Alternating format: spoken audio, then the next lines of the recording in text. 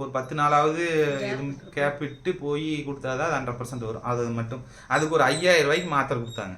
Love story அப்புறம் YouTube income எவ்வளோன்னு கேட்டாங்க. வந்து திட்டினாங்க. குழந்தை பிறக்கிறதுக்கு முன்னாடியெல்லாம் தார்ச்சி வீட்டில் நல்லபடியாக இருந்துட்டு குழந்தை பிறந்ததுக்கப்புறம் இங்கே கொண்டாந்து கஷ்டப்படுத்துறியாடா அப்படின்னலாம் நேற்று கமெண்டில் பார்த்தேன். வேறு வீடியோ எடுக்கும்போது மட்டும்தான் நீ வர்ற. நாங்கள் எப்படி யூடியூப் நாங்களும் ஓப்பன் பண்ணலான்ட்டு இருக்கோம். எப்படி வியூஸ் போக வைக்கிறது, வியூஸே போக மாட்டேங்குது, எப்படி வியூஸ் போக வைக்கிறதுனால நிறைய பேர் கேட்டு இருந்தீங்க. ஒரு வருஷத்துக்கு மேலே கிடந்துச்சு. அப்படியே போடவே இல்லை. நினச்சா போடுவேன், இல்லைன்னு போட மாட்டேன். அப்புறம் அதுவே சரியாயிடுச்சு. அதே மாதிரி குழந்தைக்கும் ட்ரீட்மெண்ட் வந்து பார்த்தீங்கன்னா நாங்கள் ஹாய் ஃப்ரெண்ட்ஸ், எல்லாரும் எப்படி இருக்கீங்க? நீங்கள் ரொம்ப நாளாக கேட்டுட்டு இருந்த கேள்விகளுக்கு உண்டான ஆன்சருக்கு உண்டான வீடியோ தான். Q&A வீடியோன்னு கூட நீங்கள் வச்சுக்கலாம். நிறைய பேர் வந்து ஆனால் Q&A வீடியோ எப்போ போடுவீங்கன்னு கேட்டிருந்தீங்க. இன்றைக்கி நாங்கள் வந்து ஒரு ஃபோட்டோ எடுத்து ஒரு போஸ்ட் பண்ணுறோம். அதுக்கு கீழே இன்னும் இந்த வீடியோவை தவிர்த்து வேறு ஏதாவது உங்களுக்கு கேள்விகள் இருந்துச்சுன்னா அது கீழே கமெண்ட் பண்ணுங்கள். கண்டிப்பாக உங்களுக்கு அதுக்கு ஒரு வீடியோ போட்டுடலாம். வந்து பார்த்திங்கன்னா குழந்தைக்கு எந்த ஃபஸ்ட்டு அதிகமாக வர கமெண்ட்ஸு எந்த ட்ரீட்மெண்ட் எடுத்தீங்க, காயத்ரிக்கு எந்த ஹாஸ்பிட்டலில் பார்த்தீங்கன்னு சொன்னாங்க, கேட்டாங்க. நாங்கள் வந்து தைராய்டு பிரச்சனையான படுப்பிச்சுக்கோ நான் வந்து தைராய்டு பிரச்சனை காயத்ரிக்கு இருந்தது. கல்யாணத்துக்கு முன்னாடி இருந்துச்சு. அதுக்கப்புறம் நான் வந்து எந்த மாத்திரையும் சாப்பிட வேண்டாம், நீ வாட்டுக்கு நிம்மதியாக இரு, அதெல்லாம் சரியாயிருன்னு சொல்லிட்டு அடிக்கடி வந்து நல்லா தூங்குவா. பகல்லையும் தூங்குவா, நைட்டு தூங்குவா. அப்போ வந்து எங்களுக்கு வந்து டாக்டர் அப்பான்னு ஒருத்தர் நல்ல பழக்கம். அவர் வந்து சாதாரண டாக்டர் கிடையாதுங்க, பெரிய டாக்டர். அவர் இப்போ கூட எந்த நாட்டில் இருக்கிறாருன்னு தெரியல. அப்பப்போ கூப்பிடுவார். அவர்கிட்ட சொன்னப்ப அப்போ தைராய்டு இருந்து இப்படிதான் தூக்கம் வரும் அப்படின்னு சொல்லிட்டு வேணா டெஸ்ட் எடுத்து பார்க்க சொன்னாங்க. கொஞ்சமாக இருந்தது, கொஞ்சமாக அளவாக இருந்தது. அதுக்கு அவர் டேப்லெட் சொன்னார். எத்தனை எம்எம்? 25 mcg. அதுதான் நான் ஸ்டார்டிங்லேயே போட்டுட்டு இருந்தேன். அப்போ அதே தான் போட சொன்னா. அது முழுசாக போட்டியா? ஒரு டப்பா வாங்கி ஒரு வருஷத்துக்கு மேலே கிடந்துச்சு. அப்படியே போடவே இல்லை. நினச்சா போடுவேன், இல்லைன்னு போட மாட்டேன். அப்புறம் அதுவே சரியாயிடுச்சு. அதே மாதிரி குழந்தைக்கும் ட்ரீட்மெண்ட் வந்து பார்த்தீங்கன்னா நாங்கள் ட்ரீட்மெண்ட் எடுக்கவே கிடையாது. எனக்கு வந்து ஸ்பேம் கவுண்டு இதெல்லாம் எடுக்க சொன்னாங்க. அது வந்து எப்படி நாங்கள் ஃப்ரெண்ட்ஸ் ஒரு மாதமாவது தொடர்ந்து நம்ம எதுவுமே பண்ணாமல் இருக்கணும். உங்களுக்கு புரியுன்னு நினைக்கிறேன். ஒய்ஃபு கூடயும் சரி எப்படியுமே எந்த வழியிலையுமே அந்த ஸ்பேமை வந்து வேஸ்ட் பண்ணாமல் வச்சுருந்தோம்னா அப்புறம் போய் நம்ம டெஸ்ட் கொடுத்தோம்னா தான் சிரிக்கிறாங்க. அப்புறம் போய் நீங்கள் டெஸ்ட் கொடுத்தீங்கன்னா தான் அது 100% கரெக்டாக வரும். நம்ம முன்னாடி நாள் இருந்துட்டு அடுத்த நாள் போய் கொடுத்தோம்னா அதனால வந்து எனக்கு என்னென்னா கவுண்ட் வந்து கம்மியாக இருந்தது, பார்டரில் இருந்துச்சு. மற்றபடி எல்லாமே இந்த உயிரணுக்கள் அப்புறம் என்னென்னமோ சொல்லுவாங்க, நீந்தும் தன்மை, அதெல்லாம் வந்து கரெக்டாக இருந்துச்சு, பார்டரில் இருந்துச்சு. அதுக்கு காரணம் வந்து நம்ம ஒரு 10 நாளாவது இது கேப் விட்டு போய் கொடுத்தாதான் அது 100% வரும். அது மட்டும் அதுக்கு ஒரு 5000 ரூபாய்க்கு மாத்திரை கொடுத்தாங்க. ஆனால் நாங்கள் அதை ஒரு மாத்திரை கூட நான் சாப்பிடவே இல்லை. அது சும்மா தான் கிடக்கு. அந்த மாத்திரை இன்னுமே அது சும்மா தான் கிடக்குது, அப்படியே கிடக்குது. அப்புறம் வந்து காயத்ரி வந்து மாதம் வந்து நம்மளுக்கு இந்த மாதம் தங்கிருச்சா, இந்த மாதம் தங்கிருச்சா, ஒரு 2 நாள் 3 நாள் தள்ளி போனால் கூட இந்த மாதம் தங்கிருச்சா சேலக்குட்டி அப்பா அங்க பேசிட்டு இருக்காருமா. நீ வேற வந்துட்டியா? இந்த பூனை தாங்க அன்னைக்கு நான் மிரட்டினேன். அதுக்கு கமெண்ட்ல வந்துட்டு குழந்தைய மிரட்டினேன் அப்படிங்கிறாங்க. ஐயோ, குழந்தைய நான் எப்பங்க மிரட்டி இருக்கேன்? என்னங்க நம்ம 2 பேரும் வாசல் நின்று இருந்தோம்ல, அப்ப பேசும்போது அந்த குழந்தை இந்த பூனை வந்து கால் கடியில் சுத்திட்டு கியான்னு கத்திட்டே இருந்தது. அதையும் மிரட்டினேன். எப்ப பார்த்தாலும் வீடியோ எடுத்தா மட்டும் வீடியோ எடுக்கிறப்பமே தான் வந்து கால சுத்திட்டு கத்துமாக்கா. அது வரைக்கும் அமைதியா இருக்குங்க. அது இன்ன வரைக்கும் ஆளையே காணுங்க. கேமரா மாட்டி பேசணும்னே வருது. அதைத்தான் திட்டினேன், பூனை தான் திட்டினேன், கக்கடாலவோ அப்படின்னு. அதுக்கு வந்து என்னங்க குழந்தை வேணும்ட்டு அவ்வளோ சீனை போட்டீங்க. இப்போ குழந்தை பிறந்தோடனே குழந்தைய பிடிச்சி திட்டுறீங்க. குழந்தை எங்க நான் தின்னது வாசல்ல 2 பேரும். குழந்தை வந்து உள்ள தூங்கிட்டு இருந்தான். நான் திரும்பி கீழே குமிஞ்சு பேசுறேன். நான் எனக்கு குழந்தை காலை கீழே போட்டு வச்சு பேசிட்டு இருப்பாங்க. சாமி, ஒரு 2 நாள் 3 நாள் தள்ளிங்க போனா கூட குழந்தை நின்றுச்சா அப்படின்ட்டு மாசம் ஆகாது. அதையே தாட்டில் இருந்துட்டு சிக்கன் சாப்பிடாம அதையே நினைச்சு ஓ இங்க வேறு வீடியோ எடுக்கும்போது மட்டும்தான் நீ வர்ற.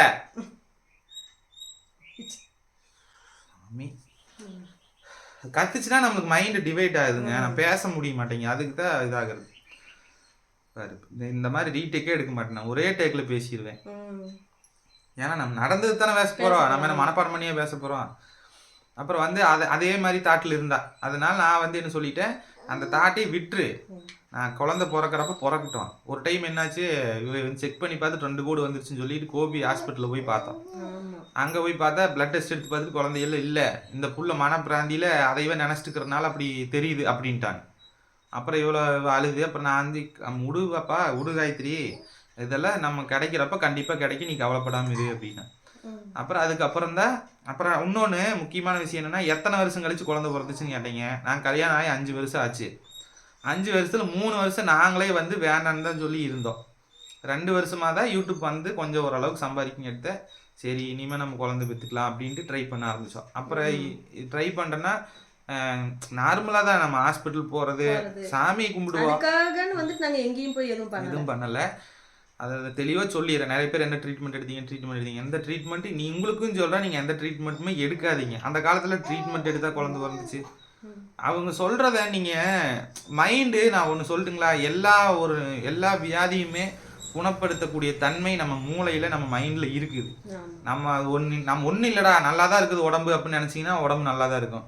ஐயோ என்னடா டயர்டாக இருக்குது, என்னால் முடியல அப்படின்னு நினச்சா முடியாது. அது எல்லாத்துக்கும் காரணம் இந்த மைண்டு தான், மூளை தான். சரிங்களா? அந்த மாதிரி அதையவே நினச்சிட்டு இருக்காம அடுத்தவங்க சொல்கிறத காதில் வாங்கிக்காம நீங்கள் வாட்டு ஃப்ரீயாக இருங்க. கணவன் மனைவி இதோட எத்தனையோ வீடியோவில் நான் சொல்லிட்டேன். கணவன் மனைவி வந்து ஒற்றுமையாக அந்த ஒரு மைண்ட் ஃப்ரீயாக இருந்தால் மட்டும்தான் எல்லாமே நான் சக்ஸஸ் ஆகும். அதை விட்டு நான் மாத்திரை சாப்பிட்றதுனாலையோ அவங்க சொல்கிறபடி கேட்கறதுனாலையோ அது எதுவுமே நடக்க போகிறதில்ல.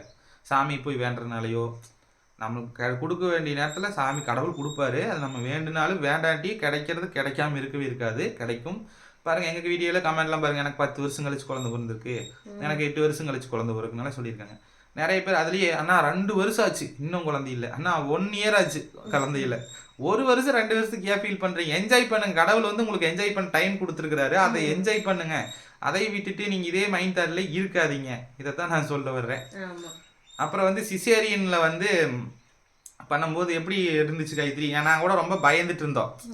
ஆனா போனதும் தெரியல, வந்ததும் தெரியல. ஆனா நான் ஃபர்ஸ்ட் ஃபீல் பண்ணது வந்து உள்ள ஆபரேஷன் தியேட்டருக்குள்ள கூட்டி போயிட்டாங்க, மாமா பார்க்க முடியலன்ட்டு தான் எனக்கு ஒரே ஃபீலிங்கா இருந்துச்சு. உள்ள விட மாட்டேன்ட்டாங்க. நான் அப்பவும் சண்டை போட்டு உள்ள வந்துட்டேன். ஆபரேஷன் நான் ஏதோ டீ காஃபி என்னமோ வாங்க போயிருந்தேன், வாங்க போன கேப்ல உள்ள கூட்டிட்டு போயிட்டாங்க. வலி ரொம்ப எடுத்துச்சு. அதனால சரி மயக்க டாக்டர் எல்லாரும் வந்துட்டாங்க, உள்ள எல்லாம் செட் பண்ணிட்டாங்க, அதனால சீக்கிரம் வாங்கன்ட்டு அவசர அவசரமா கூட்டிட்டு போயிட்டாங்க.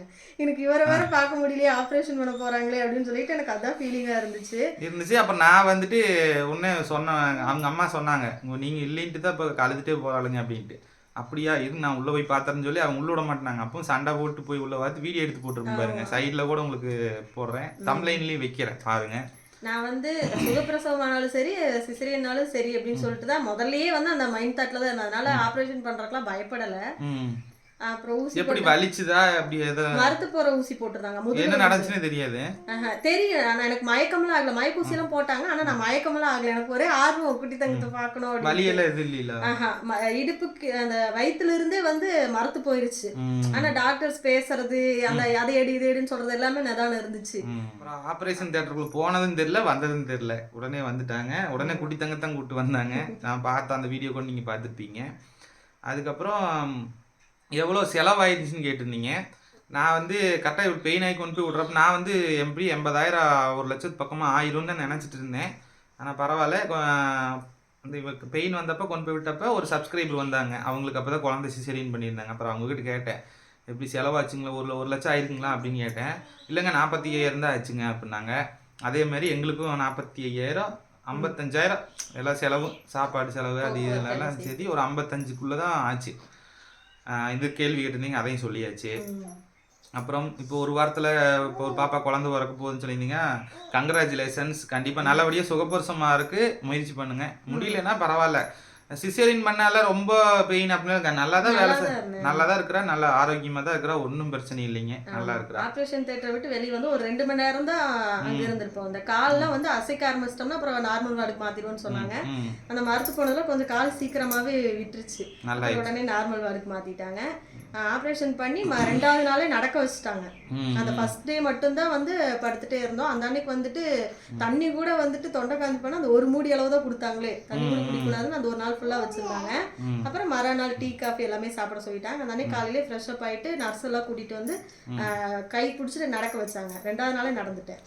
கரெக்டாக எத்தனை நாள் தையல் பிரிச்சாங்க? 9வது நாள் தையல் பிரிச்சாங்க. ஒரு 1.5 மாதம், 1 மாதம் கொஞ்சம் பாங்கா இருந்தாருங்க. அப்புறம் எல்லாம் சரியாயிடுச்சு. 1 மாதம் ஆனோடனே கொஞ்சம் எல்லாம் நல்லா நார்மல் ஆயிடுச்சு. இந்த சுடிதாரில் கூட ஒரு டான்ஸ் ஆடி இருப்பாள், மொட்டை மாடியில இருக்குது. சிசேரியன் பண்ணி 1 மாதம் கூட ஆகல, போய் டான்ஸ் ஆடி வீடியோ போட்டு. எங்க அம்மா அப்படிதான் பேசினாங்க. இவரு அதான் பேசினாரு, 1 மாதம் தான் நான் ஏன் இப்படி பண்றேன் அப்படின்னு சொல்லி திட்டினாரு.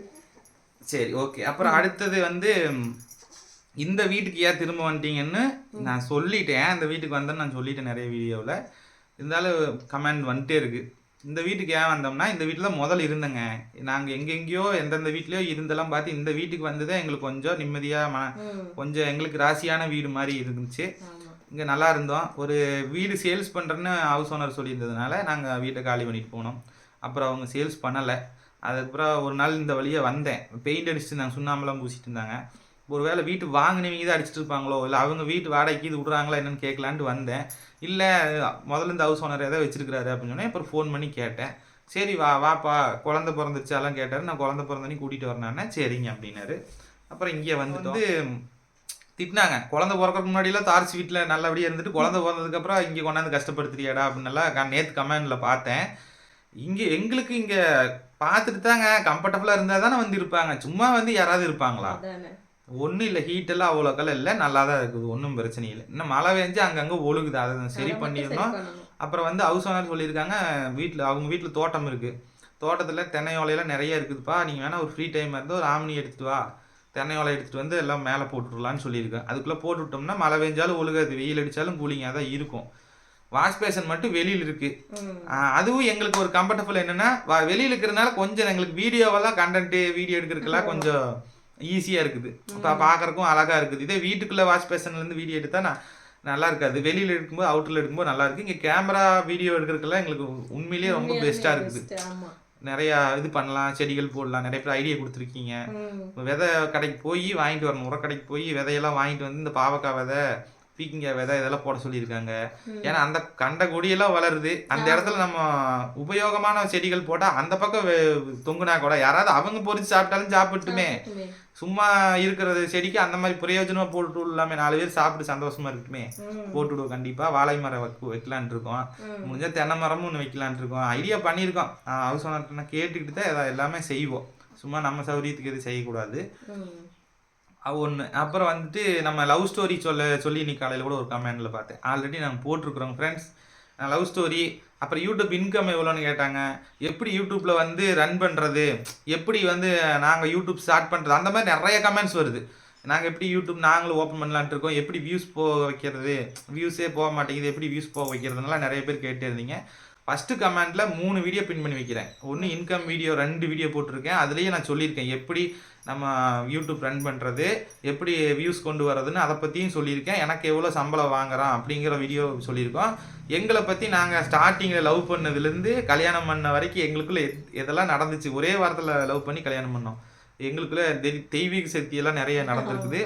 அனுபவப்பட்டதை நாங்கள் சொல்லியிருக்கோம். அந்த 3 வீடியோவையும் பாருங்கள், டிஸ்கிரிப்ஷனில் கொடுத்துருக்கேன். வேறு ஏதாவது உங்களுக்கு டவுட் இருந்ததுன்னா நீ கம்யூனிட்டி போஸ்ட், நானும் ஆதிரன் தங்க குட்டி தங்கமும் ஆதிரியும் சேர்ந்து ஒரு கம்யூனிட்டி போஸ்ட் ஃபோட்டோ போட்டு ரொம்ப நாள் ஆச்சு. நல்லா ஃபோட்டோ போடுறோம். Q&A கொஸ்டின் அதில் வந்து கேளுங்க. உங்களுக்கு வந்து உண்டான பதில் அந்த வீடியோ இன்னொரு வீடியோ போட்டுடலாம். ஓகே ஃப்ரெண்ட்ஸ், தம்பிக்கு வேறு பசிக்குது, அதோட வீடியோ முடிச்சுக்கலாம். அடுத்த வீடியோவில் பார்க்கலாம். பை ஃப்ரெண்ட்ஸ், மறக்காமல் சப்ஸ்கிரைப் பண்ணுங்க.